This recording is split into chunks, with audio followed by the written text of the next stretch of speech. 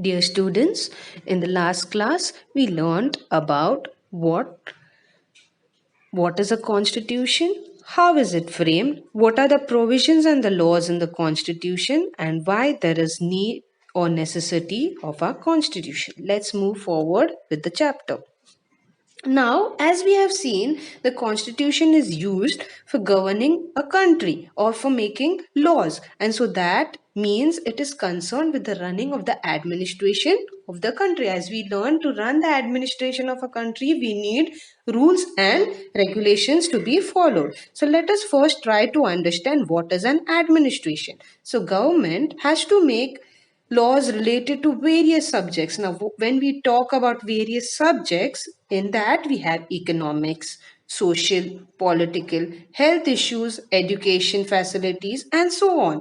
And making policies for the progress of women, children, and the tribal people, are the poor people. Also, the government has to make various policies also for the weaker section of the children. They should have free and compulsory education, right? Everyone has the right now to get education, and it turns when and it turns what happened, it brings about desirable changes in the society. Now when everyone are given free education, it brings some different changes in the society by implementing laws. So next is, what do you understand? In short, government is in modern times, that means now, how have to take decisions related to different issues, right from space research to public cleanliness, and what in turn this is called a governance and administration of a country. Let's move forward. Now let's see, when we are learning about the constitution, we need to understand the background of the making of the constitution. So let's see first, the process of making of the constitution started in 1946.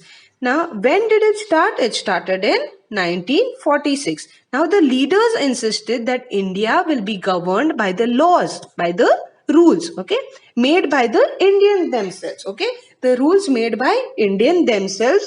As we know that India was ruled by the Britishers. Now you all know no, that India was ruled by the Britishers. So as a result, the leaders insisted that the country India will be ruled according, or the laws will be made by Indians themselves. There will be no interference of the Britishers. That means no interference means no rules of the Britishers. So as a committee was established to prepare the constitution, in order to make these rules and laws, or the committee was established. And now what is committee called? Committee came to be known as the Constitution Assembly. Let's move forward.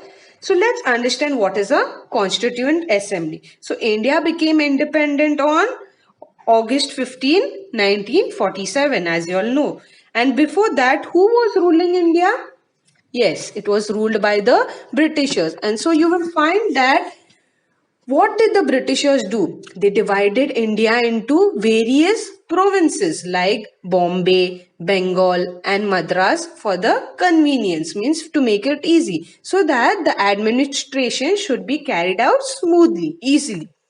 The administration of these provinces was carried out by the people's representatives, by carrying out people's representatives, and so the people's representative was elected. So then the local princes were carrying out the administration in some areas. So there were local princes who looked after the administration of those areas. Now you all might be knowing there is a particular head in your areas. If you face a problem, you need to go to them. They will solve your problems. So what was that? So what was these areas called? As those which were looked after the princes. They were looked by the princes. They were called as the princely state, and the chief were known as the princes. Let's move forward. Now, the representatives of the provinces and the princely states were included in the Constituent Assembly. So, as we have seen, the Constituent Assembly was formed in order to make the Constitution. So, who are the members included in that? So, the members of the provinces are the representatives. Now, there were how many members? There were total 299 members in this Constituent Assembly, and Dr. Rajendra Prasad Dr. Rajendra Prasad was the president of the Constituent Assembly. So here you can see a picture of Dr. Rajendra Prasad, who was the president of the Constituent Assembly. Now, other than Dr. Rajendra Prasad, there were also various other leaders who had greatly contributed in the making of the Constitution. Now, who were they? Let's see forward. The contribution of Dr. Baba Sahib Ambedkar. So let's have a look now. Dr. Baba Sahib Ambedkar have greatly contributed in the making of the Constitution. Dr. Baba Sahib Ambedkar, he was known as the chairman of the drafting committee. Drafting committee is the one who drafted the constitution, means who made the constitution. So he was elected as the chairman. Now he was deeply studied. He had studied a lot about the constitution.